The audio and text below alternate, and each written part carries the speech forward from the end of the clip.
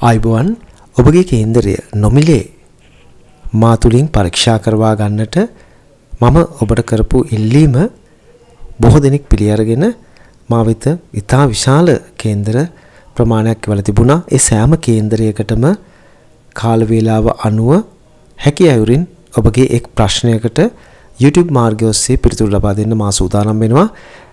මාහට එවල තිබුණු යොමු කරපු එවැනි කේන්දර කීපයකින් අපි අද ආරම්භ කරමු.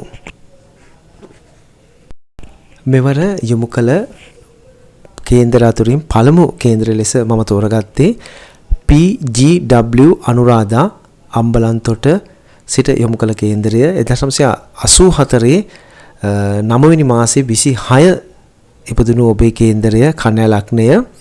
ඔබ අහලා තිබුණා මේ මාසේ අවසානයේ සෙනසුරු ලබනවා. එතකොට මොකද වෙන්නේ? එතකොට කොහොමද කියන කරුණ. කන්‍යා ලග්නය ඔබට ගුරු මහදසාව මේ අගෝස්තු 27 ඊට ආසන්න දවසක අවසන් වෙලා සෙනසුරු ලබනවා. සෙනසුරු ඔබේ ලග්නයෙන් දෙවැන්නේ ඉන්නේ අනුරාධා.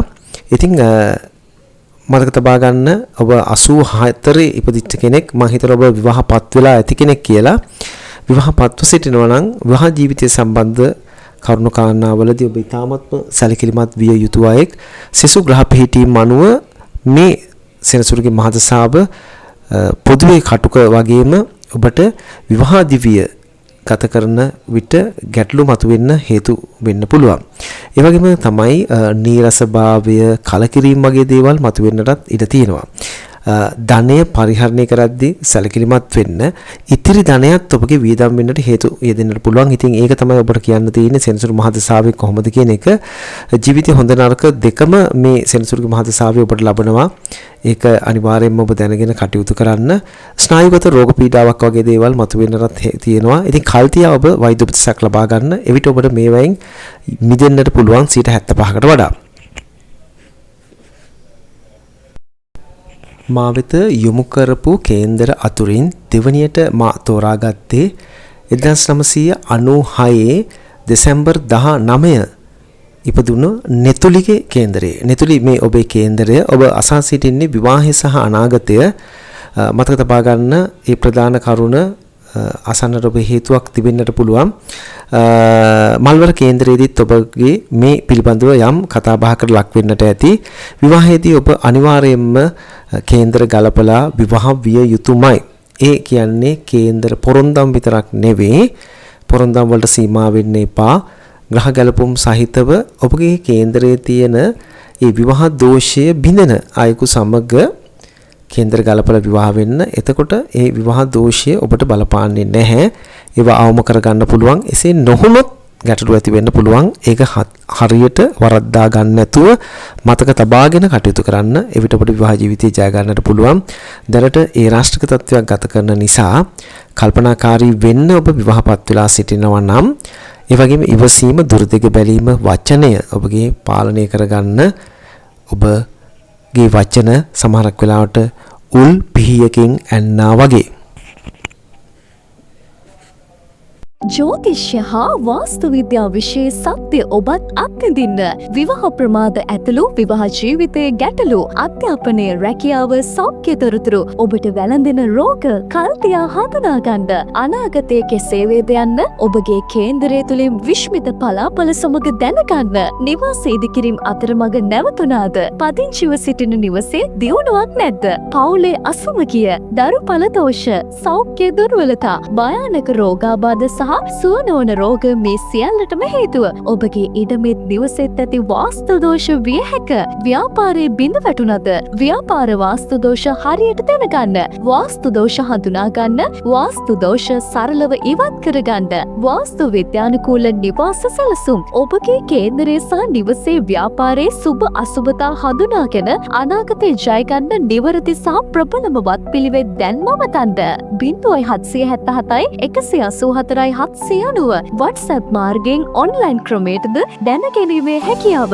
ජ්‍යොතිෂ හා වාස්තු විද්‍යා උපදේශක, ජ්‍යොතිෂ හා වාස්තු විද්‍යා ලේඛක සංජීව කුමාර රංගල්ල.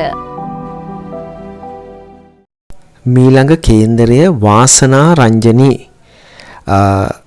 ඔබ 1983 අගෝස්තු මාසේ 15 ඉපදුණු අයෙක්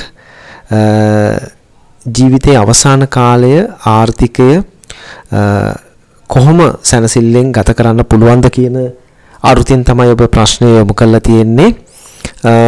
උපති කේන්දරයේ දුර්වල කේන්ද්‍ර පිහිටීමක් තියෙන කේන්දරයක්. මේ වන විටත් ඒ නිසා ජීවිතයේ විවිධ බාධක ගැටලු ඔබට පැන නැගලා ඇති. නමුත් බියවන්නට එපා. මැරෙන්නට ගිහිල්ලා ජීවත් වෙච්ච අයෙක් ඔබ.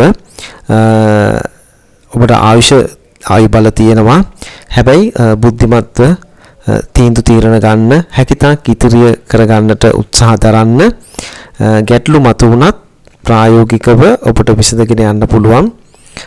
පෙර අකුසල පෙන්වන කේන්දරයක් නිසා හැකිතාක් කුසල කර්ම කරන්න එවිට ජීවිතයේ අවසාන කාලයේ වඩා සැපවත්ව වගේම මධ්‍යස්ථ ලෙස ජීවිතේ ඔබට ගිවා නිම කරන්නට පුළුවන්.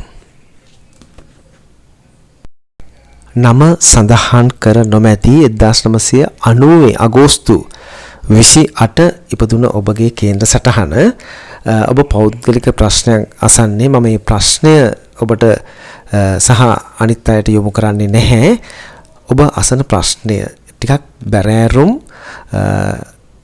ඔබට දිනන්නට අපහසු ඉලක්කයක් තමයි ඔබ අහන්නේ. නමුත් මේ ඉලක්කය අපහසුයි කියන්නේ බැහැ කියන එකම නෙමෙයි. නමුත් එහි ළඟාවීමක් මේ වෙන විටත් පෙනෙන්න නැති ඔබ ඒ ඉලක්කයක් සපුර ගන්න හදන කෙනෙක්. එහෙත් ඔබ උත්සාහ දරන්න.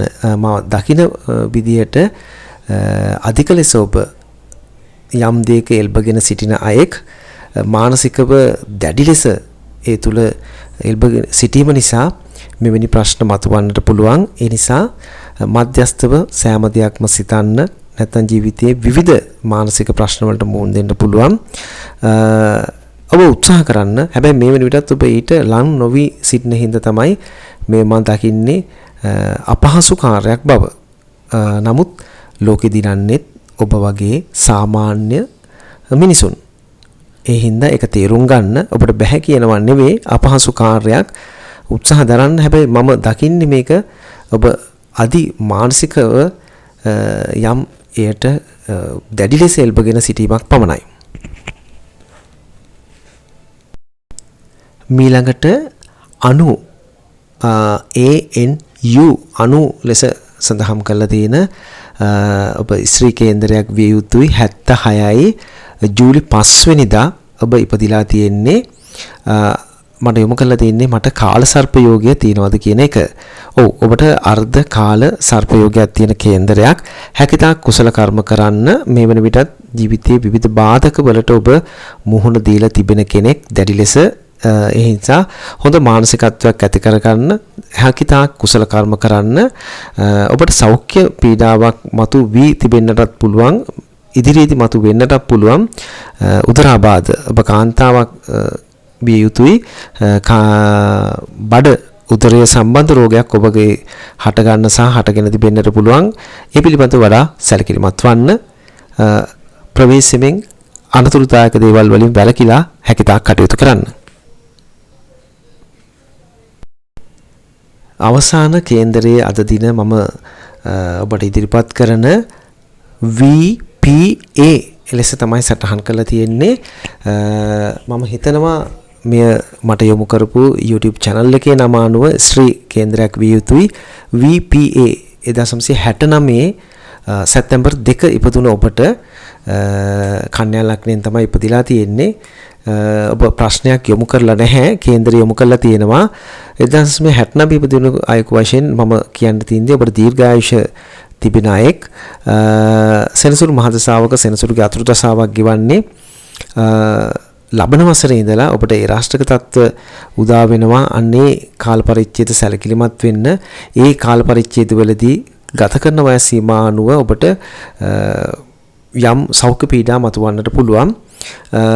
ඒක තමයි විශේෂම කරුණ. ඔබ වෙන කරුණක් යොමු කළ නැති හින්දා තම කරුණු දෙකක් ඔබට සඳහන් කරන්නම්. ඔබට ඒකාන්තයෙන්ම බඩ සම්බන්ධ රෝගයකුත් ඔබගේ උගුර බෙල්ල ආශ්‍රිත රෝගයක් මතුවෙන්නට පුළුවන්. දැනට මතුවලා තිබෙනවා නම් වෛද්‍ය උපදෙස් පිළිපදින්න.